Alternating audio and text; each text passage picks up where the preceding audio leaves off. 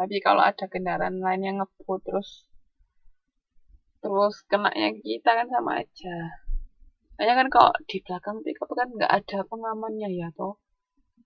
Lagi kalau umpel-umpelan ya gimana? Kalau sedikit aja kan bisa jatuh orang. Nah, terus yang kondisi kedua itu yang tadi di konsumen dilindungi dari penjual. Kayak tadi kan sudah kita bahas kan gimana kayak misalnya iklan yang membingungkan atau produknya tidak sesuai dengan yang dijanjikan gitu. Oke. Dan di sini nih ada kewajiban-kewajiban, ada undang-undangnya nih dibahas juga, cuman enggak saya tulis di PPT. Jadi ini ada Undang-Undang Nomor 8 Tahun 99 tentang Perlindungan Konsumen. Undang-undang ini diharapkan dapat mendidik masyarakat Indonesia untuk lebih menyadari akan segala hak dan kewajiban yang dimiliki berkaitan dengan perilaku dunia usaha. Ini ada 9 hak, bisa dibaca sendiri. Hampir sama sih kayak yang tadi dari John F. Kennedy sama Lawton sama kita. Di hak kenyamanan, memiliki barang, informasi, didengar pendapat kan sama toh tadi. Habis itu juga ada kewajiban dari konsumen, itu membaca atau mengikuti petunjuk informasi, terus beretikat baik, membayar sesuai dengan nilai tukar yang disepakati, mengikuti upaya penyelesaian hukum sengketa perlindungan konsumen secara patut. Nah, ini sudah ada peraturannya. Ini juga ada hak pelaku usaha sama kewajiban pelaku usaha. Jadi supaya kalau ada pelanggaran-pelanggaran kan berarti ada sanksi nyatanya. Jadi jika ada masalah bisa dibawa ke meja hijau.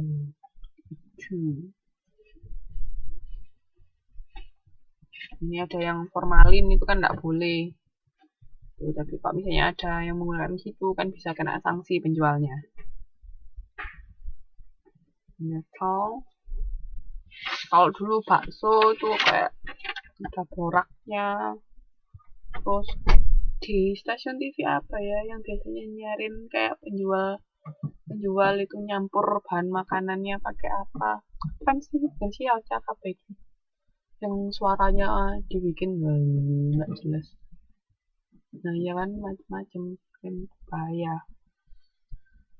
Oke, jadi nanti mbak-mbak sama mas kalau jadi penjual yang jujur, jangan pengen untung banyak tapi merugikan orang lain kan tidak bagus.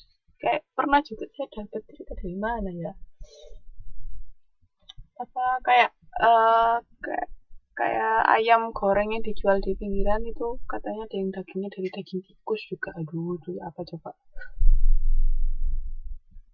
aduh merinding kan sih bayangin. Nah, gitu kan memang misalnya bahannya murah tapi kan merugikan yang makan ya toh. Nah, kalau tikusnya beracun piye, tikus kan kotor.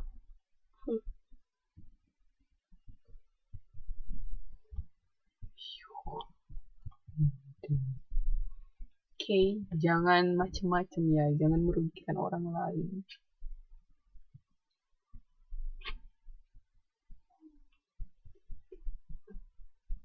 Kalau jujur kan nanti pasti dapat rezekinya, oke. Nah, ya itu. Ya, kan masih banyak cara. Kalaupun memang belum berhasil ya gimana cara dievaluasi kan bisa tau, pasti ketemu. Kayak jangan cari jalan pintas tapi merugikan orang lain. Big no no. Oke, sekarang saya masuk ke lembaga-lembaganya. Iya, kan semakin misalnya kan kita semakin banyak gagal kan tahu toh, oh berarti kekurangan kita di sini kan lama-lama bisa mengatasi kan jadi berhasil. Oke, saya lanjutkan yang pertama yang YLKI tadi itu berdiri di tahun 1973. Ada moto dari YLKI itu melindungi konsumen, menjaga martabat produsen, sama membantu pemerintah. Itu moto dari YLKI ini. Pada awal-awal berdirinya YLKI hingga sepertiga perjalanan, persoalan konsumen yang muncul masih seputar makanan, minuman, dan beberapa jasa primer lain. Mungkin sekarang sudah mulai banyak.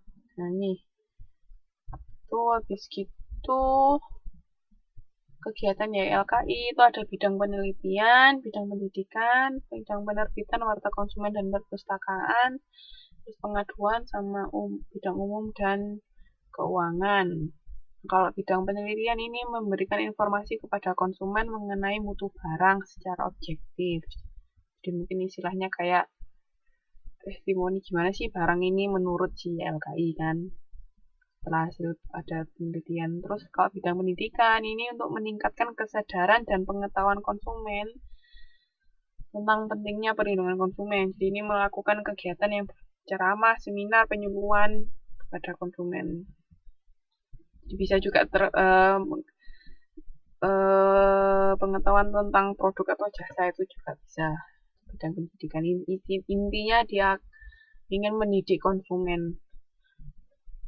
Terus habis itu bidang pengaduan itu bisa menerima dan menyelesaikan keluhan dan ketidakpuasan konsumen. Terus kalau bidang penerbitan itu ya hasil-hasil penelitian yang dilakukan YLKI itu diterbitkan. Bisa jadi buku atau di majalah warta konsumennya ini. Gitu. Terus ini informasi lain itu bisa dibuka di websitenya YLKI. Itu di www.ylki.org.id organisasi. Ya, kalau yang tertarik mungkin pengen jadi anggota mungkin bisa, tapi saya nggak tahu, belum pernah buka websitenya YLKI. Kalau yang tertarik silahkan jadi buka websitenya. Ini lembaga perlindungan konsumen di Indonesia. Mungkin di Taiwan ada, cuman saya nggak tahu. Kalau penasaran bisa di googling, cari di Google, harusnya sih ada. Oke, terus saya lanjut ke kegiatan belajar keempat. Yang terakhir ini itu globalisasi dan perubahan perilaku konsumen.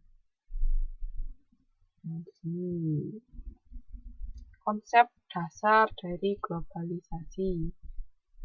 Globalisasi menghilangkan batas-batas negara yang semula terisolasi dalam perdagangan, bisnis, dan budaya. Itu, jadi kan sudah tidak ada batasan antar negara. Kayak misalnya dulu, kayak misalnya kita se-ASEAN itu kita bisa bebas pergi ke negara-negara sama ASEAN tanpa visa, itu bisa juga. Terus kalau misalnya menjual barang di sana misalnya nggak kena tarif impor dari negara tersebut, jadi kita nggak perlu bayar apa. Nah itu keuntungan adanya globalisasi. Kayak dulu misalnya Cina itu kan dulu kan dia tertutup negaranya, dia nggak menjalin kerjasama sama negara luar, tapi sekarang sudah banyak berubah, makanya dia termasuk salah satu negara yang berkembang dengan pesat kan, Cina itu, karena sudah terbuka. Sekarang banyak perusahaan-perusahaan yang masuk ke Cina, justru kayak misalnya memproduksi barangnya di sana. Karena apa? Di sana tenaga kerja murah, tapi sekarang saya dengar udah tarif tenaga kerjanya sudah mulai meningkat. Itu kan salah satu keuntungan adanya globalisasi. Karena misalnya kayak saya perusahaan Amerika, dia kalau misalnya memproduksi di Amerika, biaya produksinya lebih mahal dibanding ketika dia memproduksi di Cina misalnya. Karena apa? Ya tadi, karena tenaga kerjanya lebih murah di Cina daripada di Amerika. Ya seperti itu bisa. Itu keuntungan adanya globalisasi untuk perusahaan, jadi menghilangkan batas-batas negara. Jadi ada WTO, GATT, NAFTA itu mengurangi hambatan perdagangan internasional. Itu kan tadi kayak tarif, kuota, yang embargo, nilai tukar mata uang, terus hambatan-hambatan lain. WTO itu World Trade Organization.